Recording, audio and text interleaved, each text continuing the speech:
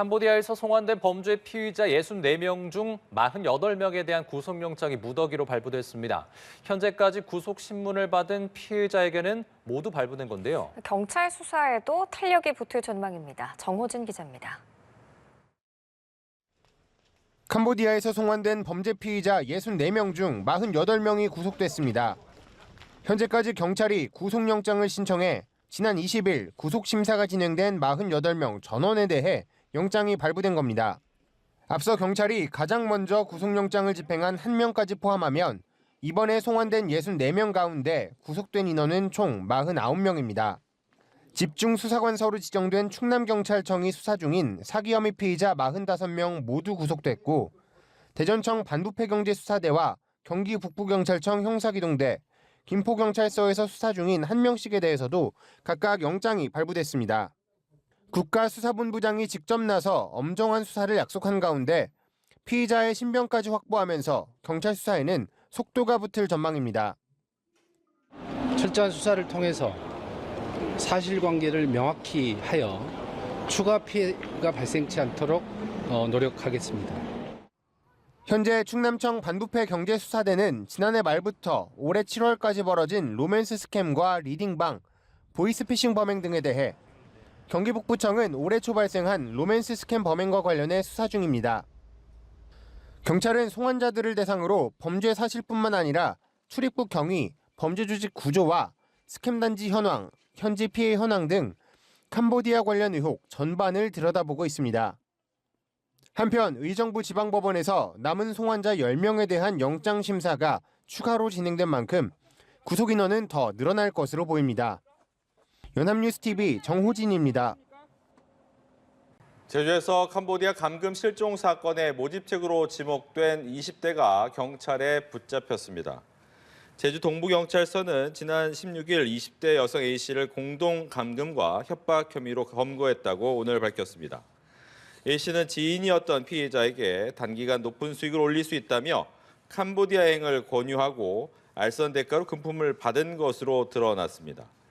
피해자는 현지에서 약 한 달간 감금됐으나 감시가 소홀한 밤 시간대 탈출에 성공해 귀국 후 신고했습니다. 경찰은 A씨를 불구속 상태에서 수사 중입니다. 캄보디아 보이스피싱 콜센터에서 일하면서 피해자들을 상대로 수억 원을 뜯어낸 혐의로 재판에 넘겨진 조직원 정모 씨에게 검찰이 징역 8년을 구형했습니다. 검찰은 오늘 서울 동부지법 형사 25부 심리로 열린 정 씨의 범죄 조직 가입 혐의 사건 1심 공판에서 징역 8년과 1,700여만 원의 추징금을 선고해달라고 요청했습니다. 정 씨는 이른바 마동석으로 불리는 외국인 총책이 만든 보이스피싱 조직 한야 콜센터에서 근무를 하면서 피해자 6명으로부터 3억여 원을 가로챈 혐의를 받고 있습니다. 캄보디아에서 범죄 조직에 의해 고문으로 사망한 한국인 대학생 유해가 74일 만에 국내로 송환된 가운데 범죄 조직에 가담한 한국인 피의자들에 대한 구속영장 심사가 오늘도 이어지고 있습니다. 어제 영장 심사를 받은 피의자들은 전원 구속됐는데요. 캄보디아 사태 둘러싼 쟁점 짚어보겠습니다. 네, 양지민 변호사와 함께하겠습니다. 어서 오세요. 안녕하세요. 예, 말씀드렸던 것처럼 숨진 대학생 유해가 2달 만에 한국으로 돌아왔습니다. 일단은 경찰을 통해서 유족에게 유해가 전달이 됐는데 추가 검사를 해서 다시 한번 좀 확인할 예정이라고 해요. 현지에서 공동부검이 진행됐는데 추가 검사는 왜 하는 건가요? 일단은 지금 공동부검의 경우에는 우리나라가 주체가 돼서 한 것은 아닙니다. 한국과 캄보디아가 함께 진행을 한 것이기 때문에 일단은 부검 환경이라든지 장비라든지 여러 가지 요소에서 우리가 현지 검사의 좀 신뢰성이라든지 이런 것들을 담보하기가 어렵습니다. 네. 그렇기 때문에 우리나라에 이제 유해를 들여와서 그 다음에 한 번 더 검사를 진행한다라고 보시는 것이 맞겠고요. 이번 사건처럼 특히나 이제 쟁점이 되는 것이 뭔가 고문의 흔적이라든지 아니면 약물을 어떻게 사용했을 가능성이 있다라든지 이런 부분에 대해서는 국가적인 조금 이익이라든지 어떠한 이해관계가 있을 수가 있기 때문에 사실 우리나라에서 주도를 해서 부검을 하는 것이 이제 안전하겠다라는 측면도 있는 것이고요. 예. 그리고 증거적으로도 좀 문제가 될 수 있습니다. 해외에서 공동부검을 진행해서 해외 기관이라든지 아니면 해외 국가가 주체가 돼서 어떠한 문서라든지 증서를 작성을 해서 교부를 했다라는 상황이 있다면 그것이 우리나라로 들어왔을 때 혹시나 어떠한 재판의 증거로 사용해야 된다라는 있다라든지 범죄 혐의에 대해서 증거로 사용해야 되는 일이 있을 때 그때 또 정확성이라든지 신뢰도를 담보할 수 없는 측면이 있어서 한 번 더 우리나라에서 진행한다라고 보시면 되겠습니다. 네, 이런 가운데 캄보디아에서 50대 한국인이 사망한 채 발견됐다는 소식이 전해졌습니다. 현재로서는 그 범죄 단체와의 연관성은 그렇게 크지 않은 걸로 보인다고요? 맞습니다. 왜냐하면 이게 현장에서 유서가 발견됐습니다. 그러다 보니까 어떠한 범죄 피해자라든지 아니면 범죄 피해로서 사망을 했다라고 보기는 조금 어려운 측면이 있고요. 일단은 캄보디아 호텔에서 50대 한국인 남성이 사망한 것으로 지금 확인이 되고 있는 상황이고 외교부가 밝히기로도 현장에서 유서로 추정될 만한 그러니까 이제 그러한 사인에 대해서 어느 정도 판단을 할 만한 서류가 작성이 된 것을 확인을 했기 때문에 일단 범죄 피해로 보고 있지는 않은 상황이고요. 네. 범죄 단지와의 관련성도 크게 지금 드러나는 것은 없는 그런 상황입니다. 일단 외교부에서도 요청을 한 것이 캄보디아 당국에 신속하게 좀 조사를 해달라. 아무리 이제 본인이 뭐 스스로 극단적 선택을 한 것이라고 하더라도 이것에 대한 좀 수사는 필요할 수 있거든요. 그래서 이런 부분에 대한 요청을 해둔 상황입니다. 그렇군요. 자, 이처럼 계속해서 여러 사건 사고가 일어나고 있고 사실 캄보디아 현지에서도 캄보디아는 이제 주권을 가진 국가이기 때문에 현지 수사 당국과 우리나라가 공조를 하는 부분이 이제 가장 중요해 보입니다. 어제 우리나라와 캄보디아 경찰 수뇌부가 만나서 24시간 한라인을 운영하기로 하는 이제 회담 내용을 밝혔는데요. 앞으로 향후 수사에는 어떤 영향을 좀 미칠까요? 일단은 양국이 경찰청 산하에서 단위로 이제 합의를 한 24시간 한라인을 운영하겠다라는 것은 어떠한 범죄 혐의가 포착됐다라든지 범죄를 저지른 사람에 대한 빠른 뭐 긴급 체포나 아니면 뭐 인신보호 피해자에 대해서 아니면 송환이 필요할 때 신속하게 대응하기 위해서 이렇게 24시간 우리가 좀 풀 가동을 하겠다라는 취지를 밝힌 것으로 보이고요. 일단 지금 뭐 대표적으로 지적되는 것은 그 웬치 단지에서 많이 벌어진 그 스캠 범죄에 대해서 공동 대응을 하겠다라는 이제 의미도 담겨 있다라고 보입니다. 그래서 이 부분에 대해서 공동 조사도 진행하게 될 것이고 함께 추진이 될 것으로 보이고요. 우리나라 측에서는 이제 강하게 요구했던 것이 캄보디아 내에 코리안 데스크를 좀 설치를 하겠다라는 것을 계속해서 이제 이야기를 하고 아직 설득의 좀 과정에 있다라고 보이고요. 이 부분에 대해서는 추후에 논의하기로 했다라는 입장이 나온 것으로 봐서는 아마도 캄보디아 측에서 코리안 데스크가 설치된다라는 것 자체만으로도 캄보디아가 뭔가 이제 범죄 단지를 형성하고 있다라든지 캄보디아가 여행하기 굉장히 좀 뭐 위험한 국가라든지 이렇게 좀 이미지가 비춰질 것을 우려를 많이 하고 있는 상황으로 보이고 이 부분에 대한 조율은 조금 더 필요한 상황입니다. 예, 알겠습니다. 한편 캄보디아에서 범죄 활동에 가담했다가 국내로 송환된 피해자들에 대한 구속 심사 계속 이어지고 있습니다. 현재 송환된 64명 가운데 49명이 구속이 됐고 또 오늘 추가로 10명에 대한 영장 심사가 진행 중인데 이 10명도 구속 가능성이 높다고 보시나요?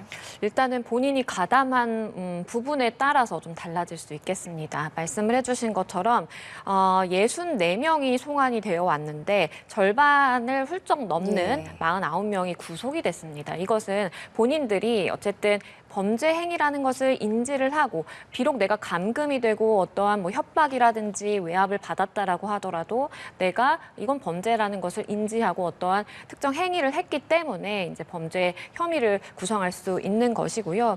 10명에 대해서 오늘 영장실질심사가 이제 예정이 되어 있는 상황인데 구속의 가능성은 높다라고 볼 수밖에 없습니다. 그러니까 내가 전적으로 오로지 고문이나 협박만의 피해를 받은 그러한 순수한 피해자를 찾기는 조금 어려운 지금 상황으로 보이고 애초에 출국을 할 때 당시에도 뭐 대포폰이라든지 아니면 너의 계좌를 개설해 와라라는 일종의 지령 같은 지시를 다 따른 이후에 이제 출국을 했다 보니까 그만으로도 우리나라에서 범죄 혐의를 적용을 할 수는 있거든요. 그렇기 때문에 아마도 이제 그러한 범죄 혐의가 인정이 돼서 영장이 발부될 가능성은 좀 높아 보이고 혐의를 인정하냐고 취재진이 여러 가지 이제 물어봤지만 묵묵부답을 하고 있는 것 자체도 본인들이 피해자이면서도 어떻게 보면 좀 가해자라는 이중적인 지위를 안고 있다라는 것을 잘 인지하고 있다라고 보입니다. 그렇군요. 자, 10명에 대한 영장 심사 결과는 이제 지켜봐야겠고요. 처벌 수위에 대한 관심이 좀 높아지고 있어요. 사실 이제 특히 가담자들이 항변을 한 게 출국 전에 내가 알고 있던 사실과 가서 한 어떤 그런 뭐 억지로 한 이런 부분도 있었고 몰랐고 뭐 속아서 갔다라고 항변한 사례들이 지금 나타나고 있는데 법원이 이런 항변에 대해서는 좀 어떻게 받아들일까요? 법원은 그러한 항변에 대해서 이제 명확한 증거가 있다라고 한다면 당연히 받아들이겠지만 단순히 몰랐다. 이게 범죄가 되는지 난 몰랐는데 라는 이야기만으로는 이것이 항변이 적절하게 법적으로 효력이 있다라고 보기는 어렵습니다. 예. 실제 비슷한 사례에서도요. 일명 우리가 뭐 마동석 팀이라고 불리는 캄보디아와 중국과 연결된 범죄 조직이 있었는데요. 그때에도 팀장으로 1년 정도 가담한 사례에서 징역 7년이 선고가 된 사례가 그렇군요. 있습니다. 그리고 이것이 1년이고 장기간 동안 지속됐기 때문에 당연히 높은 형량이 나왔지만 단순히 한 20일 정도 내가 단기적으로 가담했다라고 하더라도 실형 선고가 된 사례가 있기 때문에 이 사람들이 지금 국내로 안전하게 다행히 송환은 되어 왔지만 여전히 본인이 진 행위에 대해서 책임을 져야 되는 그러한 좀 상황에 있다라고 보이고요. 네. 심지어는 이 감금당했다라고 이제 많은 언론에서 보도가 되다 보니까 예. 실제 감금을 당하고 뭐 고문을 당한 피해자가 있을 수 있겠죠. 네. 하지만 이 본인들이 주고받은 그 대화 창에 감금당했다라고 우리 얘기하자, 이렇게 우리가 피해자라고 얘기하자라는 것들이 또 증거로 다 나왔습니다. 그렇군요. 그러다 보니까 그러면 법원에서는 이 사람들이 명확하게 범죄를 저지르겠다라는 고의를 가지고 출국을 해서 실제 범죄 행위를 했고 그 과정에서 현지의 범죄 조직으로부터 일부 피해를 당한 부분은 있다라고 하더라도 여전히 그러한 고의를 가지고 행한 것이기 때문에 범죄 혐의가 인정되는 데에는 차이가 없다라고 보는 것이 맞겠고 예. 법원에서도 그렇게 판단될 가능성이 높습니다. 지금 캄보디아 범죄단체 배우로 지목된 그 프린스 그룹의 천지 회장 여전히 행방이 좀 묘연한 상황인데 그 프린스 그룹의 자급 912억 원이 한국금융사의 캄보디아 법인 계좌에 남아 있는 걸로 확인이 됐습니다. 이 자금 어떻게 마련이 됐는지도 알아내는 것도 중요해 보이거든요. 맞습니다. 지금 알려진 바에 따르면 국내 은행 법인에 이제 현지 법인이 있습니다. 예. 캄보디아 법인이 있는데 프린스 자금으로만 이제 912억 원 가량이 예치가 됐다라는 것이에요. 지금 이 프린스 그룹 그리고 천지 회장의 경우에는 이 캄보디아의 웬치 단지의 범죄 단지를 구성하는 데 가장 역할을 크게 한 인물로 지금 지목이 되고 있는 상황이고 실제 다른 나라 국가들에서도 많은 제재를 받고 있는 인물이거든요. 자, 이 미국과 영국 정부가 조금 전에 저희가 말씀드렸던 이 프린스 그룹에 대해서 이 회사의 천지 회장을 대상으로 이 회사와 회장을 대상으로 공동 제재에 좀 나섰습니다. 우리나라에서도 이 제재가 좀 시급한 상황인 것 같은데요. 아직까지는 이루어지지 않았나 봐요. 맞습니다. 말씀해 주신 것처럼 이 미국이나 영국의 경우에는 국가안보 차원의 금융제재 리스트라는 것이 있어서 여기에 천지 회장과 프린스 그룹을 포함해둔 그런 상황입니다.